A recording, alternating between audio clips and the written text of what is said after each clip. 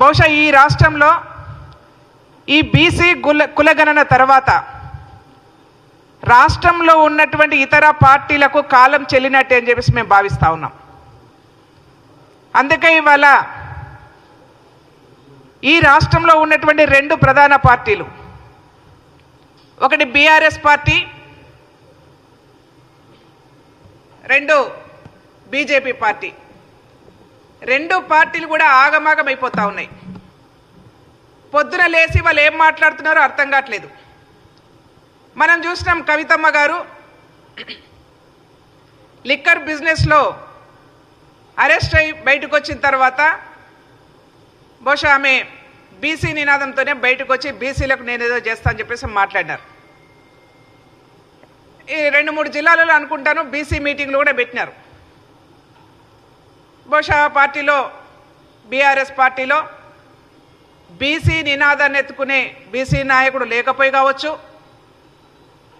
బీసీల గురించి మాట్లాడితే వాళ్లకు ఆ పార్టీలో కాలం చెల్లదని చెప్పేసి ఆమె నిర్ణయం తీసుకుంది కావచ్చు, మాట్లాడడానికి జంకి కూడా ఉండొచ్చు ఎవరన్నా బీసీలు ఉన్నా కానీ.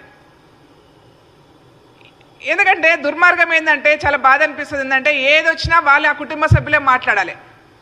బీఆర్ఎస్ పార్టీలో ఉన్నటువంటి వాక్ స్వాతంత్రం ఏంటంటే ఎవరు మాట్లాడినా కల్వకుంట్ల కుటుంబం మాత్రమే మాట్లాడాలి, బయట వాళ్ళు మాట్లాడడానికి అనర్హులు. బీసీల గురించి మాట్లాడినా, ఓసీల గురించి మాట్లాడినా, దళితుల గురించి మాట్లాడినా, మహిళల గురించి మాట్లాడినా సదరు కుటుంబం ఉంటే మాట్లాడాలి తప్పిస్తే ఇంకెవరు మాట్లాడడానికి అవకాశాలు లేదు, మాట్లాడకూడదు. ఇది వాళ్ళ రాజ్యాంగం. అయితే నేను నిన్న కవిత గారి స్టేట్మెంట్ చూసినాను. మళ్ళీ ఇప్పుడేం మాట్లాడుతున్నారంటే ఆమె అసలు ఈ కులాల గొడవ అంత ఎందుకు, మోదీ గారిది ఏ కులమైతే మనకేంది, రాహుల్ గాంధీ గారిది ఏ మతమైతే మనకేంది, రాష్ట్రంలో ఉన్నటువంటి సమస్యల గురించి మాట్లాడదని చెప్పేసి మళ్ళీ వాళ్ళ కొత్తగా మాట్లాడుతూ ఉన్నారు.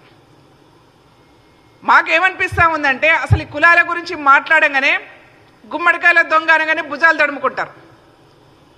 బీఆర్ఎస్ పార్టీ వాళ్ళకి వెన్నులో వణుకొస్తూ ఉన్నది. కులాల గురించి మాట్లాడితే కులాలకు వాళ్ళు చేసినటువంటి అవమానం కావచ్చు, కులాలకు వాళ్ళు చేసినటువంటి ఏదైతే మోసం కావచ్చు, ఇవన్నీ కూడా ఎక్కడ బయటకు వస్తాయని చెప్పేసి భయం ఉన్నట్టుగా మాకు అనిపిస్తూ ఉన్నది. మనందరూ కూడా తెలుసు తెలంగాణ రాష్ట్రంలో గౌరవ మాజీ ముఖ్యమంత్రి కేసీఆర్ గారు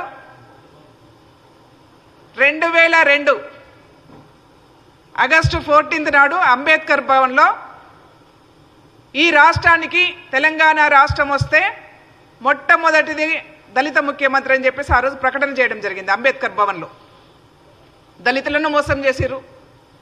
ఇవి నిన్నగాక నిన్న బర్త్డే కేసీఆర్ గారిది, బర్త్డేలో తొలి రాష్ట్ర ముఖ్యమంత్రి అని చెప్పేసి అసలు తొలి అనగానే ఒకటి గుర్తొస్తా ఉంది కదా, దళితులకు తొలి ముఖ్యమంత్రి అని చెప్పేసి దళితులను మోసం చేసినటువంటి ఘన చరిత్ర మీది. దళితులకు 3 ఎకరాలు భూమి ఇస్తామని చెప్పేసి మోసం చేసినటువంటి ఘన చరిత్ర మీది. దళిత బంధు అన్నారు, బీసీ బంధు అన్నారు, బీసీలను మోసం చేసిన ఘన చరిత్ర మీది. అంటే ఏ వర్గానికి న్యాయం చేయలే మీరు, ఏ వర్గాన్ని హక్కున చేర్చుకోలే మీరు, ఏ వర్గాన్ని ఆదరించలేదు మీరు. కాబట్టి ఈ వర్గాలన్నీ కూడా ఎక్కడ తిరుగుబాటు చేస్తాయని చెప్పేసి వాళ్ళ మళ్ళీ కొత్త మాటలు మాట్లాడే పరిస్థితి వల్ల మనకు కనిపిస్తూ ఉన్నది. కవిత గారు చాలా సంతోషం, ఒక ఆడబిడ్డగా ప్రజా సమస్యల గురించి మాట్లాడితే చాలా సంతోషిస్తాం. కానీ ఒక్కసారి తెలంగాణ ప్రజలు మీ గురించి ఏం మాట్లాడుకుంటారో ఒకసారి ఆలోచన చేయండి. తెలంగాణ రాష్ట్రం అంటేనే ఉద్యమాలకు పునాది.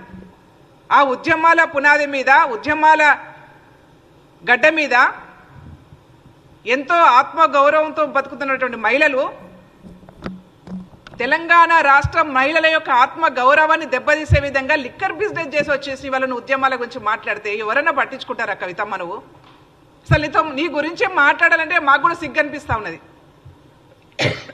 నీ గురించి మాట్లాడాలంటే మాకు కూడా సిగ్గు అనిపిస్తూ ఉన్నది. ఏదో రకంగా ప్రజలోకి వెళ్ళాలని చెప్పేసి ఒకరోజు బతుకమ్మ అంటావు, ఓసారి లిక్కర్ అంటావు, ఇవాళ మళ్ళీ ఒకసారి బీసీ అంటావు.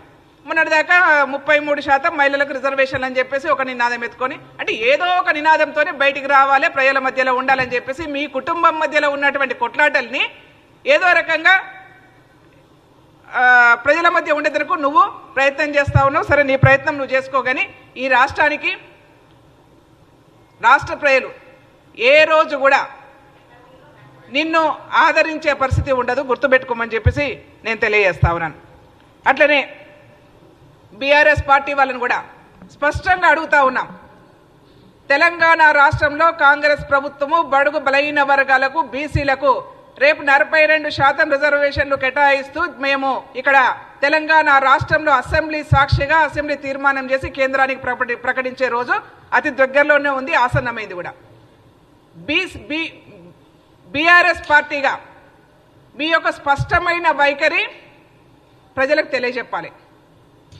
మీరు బీసీల గురించి మాట్లాడుతున్నటువంటి కవితమ్మ గారు తెలంగాణ రాష్ట్రంలో బీఆర్ఎస్ పార్టీకి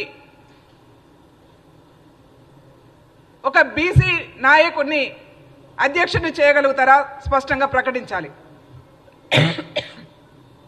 రేపు అధికారంలోకి వచ్చిన తర్వాత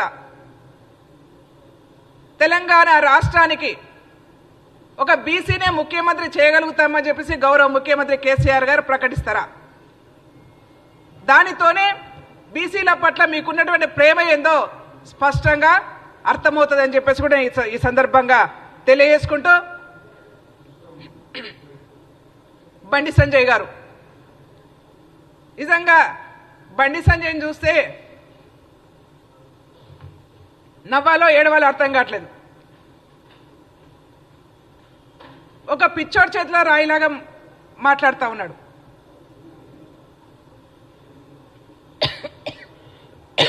ఎక్స్క్యూజ్ మీ. ఎందుకనంటే ఒక రాజ్యాంగ పదవిలో ఉన్నటువంటి బండి సంజయ్ కేంద్ర మంత్రి పదవిగా మంత్రి స్థానంలో ఉండి రాజ్యాంగం మీద ప్రమాణం చేసి తెలంగాణ రాష్ట్రంలో ప్రభుత్వాన్ని కూలిపోతుందని చెప్పేసి మాట్లాడడం చాలా దుర్మార్గం.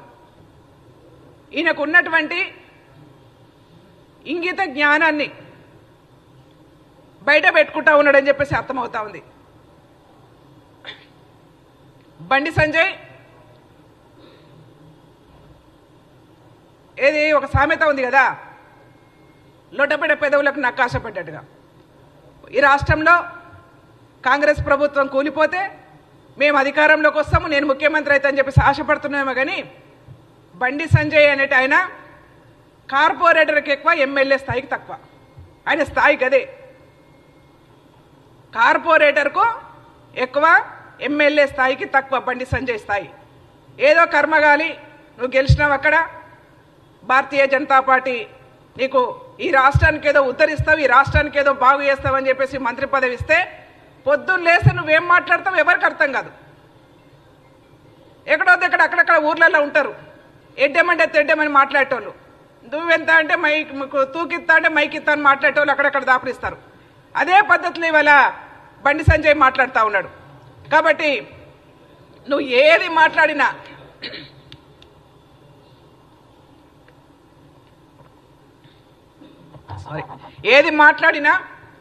బండి సంజయ్కి ఈ రాష్ట్రంలో ఉన్నటువంటి స్థాయి ఏందో అర్థమవుతా ఉన్నది. కాబట్టి నువ్వు నీ స్థాయిని తగ్గించుకోకుండా మాట్లాడు. నువ్వు ఒక కేంద్ర మంత్రిగా ఉన్నావు, రాష్ట్రంకి రావాల్సిన నిధుల గురించి మాట్లాడు, రాష్ట్రంలో జరగాల్సినటువంటి అభివృద్ధి గురించి మాట్లాడు. భారతీయ జనతా పార్టీ అధికారంలో ఉన్నటువంటి రాష్ట్రంలో ఇవాళ కుంభమేళా జరుగుతూ ఉంటే, వేలాది మంది చనిపోతూ ఉంటే కనీసం నోరిప్పర్ భారతీయ జనతా పార్టీకి సంబంధించిన వాళ్ళు దాని గురించి మాట్లాడండి, మీ వైఫల్యాల గురించి మాట్లాడండి. చెంపలేసుకోండి, ఈ రాష్ట్రానికి ఏం తీసుకురాలేకపోయినాం, నయా పైసలు ఇప్పించలేకపోయినాం అని చెప్పి రెండు చెంపలేసుకోండి. అంతేగాని ఈ రాష్ట్రంలో అధికారం కూలిపోతుంది, అధికారం కూలిపోతే మేము అధికారంలోకి వస్తాము, తప్పుల మాటలు మాట్లాడొద్దని చెప్పేసి హెచ్చరిక జారీ చేసుకుంటూ, మీరు ఇక్కడ ఏదో షిండేలను క్రియేట్ చేస్తాం, షిండేలను క్రియేట్ చేస్తే శీర్షింతకు కడతారు, ఎవరు ఊకోరు ఈ రాష్ట్రంలో. మీరు అనుకుంటున్నారేమో షిండేలను క్రియేట్ చేస్తాం, ఈ రాష్ట్ర ప్రభుత్వాన్ని కూలగొట్టేస్తాం, మేము అధికారంలోకి వస్తాం, తోలు తీస్తారు. తెలంగాణ రాష్ట్ర ప్రజలు తోలు తీస్తారు. ఇంకొకసారి ఇట్లాంటి మాటలు మాట్లాడితే తోలు తీస్తారు. నువ్వు భారతీయ జనతా పార్టీ ఎంపీగా గెలిచి కేంద్ర మంత్రిగా అయిన నీ అదృష్టానికి మళ్ళీ అయ్యేది లేదు. నువ్వు నీ స్థాయి కార్పొరేటర్కి ఎక్కువ, ఎమ్మెల్యే స్థాయికి తక్కువ, మళ్ళీ గెలిచేది లేదు, మళ్ళీ అయ్యేది లేదు. కాబట్టి జాగ్రత్తగా తెలంగాణ రాష్ట్ర ప్రజలకు కేంద్రం నుంచి రావాల్సిన నిధుల గురించి మాట్లాడితే గౌరవంగా ఉంటుందని చెప్పేసి తెలియజేసుకుంటా ఉన్నాను నేను.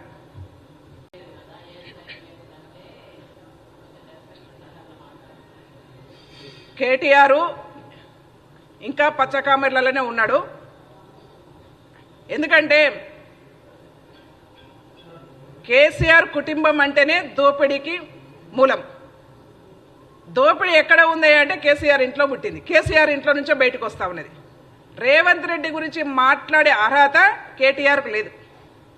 మీరు కదా ఐఏఎస్ల గురించి గొప్పగా మాట్లాడి రేవంత్ రెడ్డి గారు ఐఏఎస్ల మీటింగ్లో గతంలో ఉన్నటువంటి ఐఏఎస్లకు నేడు ఉన్నటువంటి ఐఏఎస్లకు వేరియేషన్ చూపిస్తూ నాడు గొప్పగా పనిచేసే వాళ్ళు మనం కూడా వారిని ఆదర్శంగా తీసుకొని గొప్పగా పనిచేయాలని చెప్పేసి వాళ్ళకు ప్రోత్సహిస్తూ ఎప్పుడైతే ఐఏఎస్లు గ్రామాలకు వెళ్తారో సమస్యలన్నీ ఎక్కువ పరిష్కారం అవుతాయి. కాబట్టి గ్రామ పర్యటన చేయాలి, ఫీల్డ్లోకి వెళ్ళాలని చెప్పేసి ఒక వాళ్ళకి సలహాలు సూచనలు ఈ రాష్ట్ర ముఖ్యమంత్రి వాళ్ళకి ఇస్తూ ఉంటే మీరు మీ అధికారంలో ఉన్నప్పుడు ఏం చేస్తారు మనం చూడలేదా? ఐఏఎస్లతో కాళ్ళు పట్టించుకున్నారు, ఐఏఎస్లతో బూట్లు కట్టించుకున్నారు, ఐఏఎస్లను కాళ్ళ దగ్గర కూర్చోబెట్టుకున్నారు. మీరా మాట్లాడేది ఐఏఎస్లకు ఇచ్చిన గౌరవం?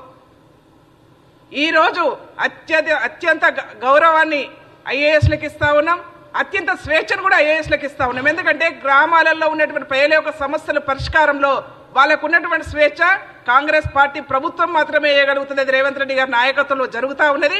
మీరు ఐఏఎస్ల గురించి మాట్లాడే అర్హత ఎక్కడ కూడా లేదని చెప్పేసి నేను కేటీఆర్ తెలియజేస్తా ఉన్నాను. అలాగే సిగ్గులేదు, పొద్దుగా లేస్తే ఏదో ఒక దీక్షల పేరు మీద ఏదో రకంగా ప్రజలలో ఉండాలనుకుంటున్నారు కాబట్టి బుడుబుక్కల వేషాలు వేసుకొని ఏదో ప్రజల మధ్యలోకి వెళ్ళాలనుకుంటున్నారు కాబట్టి బుడుబుక్కలలో వాళ్ళ జీవనాధారం కోసం వెళ్తారు, వీళ్ళేమో పొలిటికల్ బతుకుదేరు కోసం వెళ్తా ఉన్నారు ఇవాళ. కాబట్టి వాళ్లకు బతుకుదేరు అనేదే లేదు. ఎందుకంటే ఈ రాష్ట్రంలో 10 సంవత్సరాల అధికారంలో ఉండి కనీసం ₹1,00,000 రుణమాఫీ చేయలేనటువంటి దద్దమ్మలు మీరు, ఉద్యోగాలు ఇవ్వలేనటువంటి దద్దమ్మలు మీరు, రాష్ట్ర ప్రజలను గౌరవించలేనటువంటి సన్నాసులు మీరు. మీరు ఈ రాష్ట్రంలో ఇంకా రైతు దీక్షలు చేస్తాం, ఏ ముఖం పెట్టుకొని పోయి చేస్తా ఉన్నారు రైతు దీక్షలు? ఏం చేశారని రైతులకు? ఇవాళ తెలంగాణ రాష్ట్రంలో సన్న ఓట్లకు 500 రుణమాఫీ బోనస్ ఇస్తా ఉన్నాం, 2 లక్షల రుణమాఫీ చేసినాం, రైతు భరోసా ఇస్తా ఉన్నాం, మహిళలకు ఫ్రీగా బస్సు ఇచ్చినాం, 500 రూపాయలకు గ్యాస్ ఇస్తా ఉన్నాం, 200 యూనిట్ల కరెంటు ఫ్రీగా ఇస్తా ఉన్నాం. ఇంకా మేము ఇచ్చినటువంటి హామీలలో కూడా స్పష్టంగా కాంగ్రెస్ పార్టీ భవిష్యత్తులో మేము ఇచ్చినటువంటి హామీలతో పాటు అదనంగా కూడా ఇవాళ ప్రజలకు చేరువయ్యే ప్రయత్నం ఇవాళ కాంగ్రెస్ పార్టీ చేస్తూ ఉన్నది. అందుకని వాళ్ళ యొక్క మనుగడ కోసం రైతులను రోడ్ల మీద తీసుకొచ్చి కూర్చోబెట్టే ప్రయత్నం చేస్తూ ఉన్నారు తప్పిస్తే రైతులందరూ అనుకుంటున్నా ఉన్నారు స్పష్టంగా 2 లక్షల రుణమాఫీ అయిపోయింది, ఈ పిచ్చోడు మా దగ్గరకు వస్తూ ఉన్నాడని చెప్పి అనుకుంటా ఉన్నారు. అందుకుంటే బుడుబుక్కల వేషాలు ఇవాళ కేటీఆర్ వేస్తే అవి సూటు కావని చెప్పేసి కూడా ఈ సందర్భంగా మనం చేస్తా ఉన్నాం.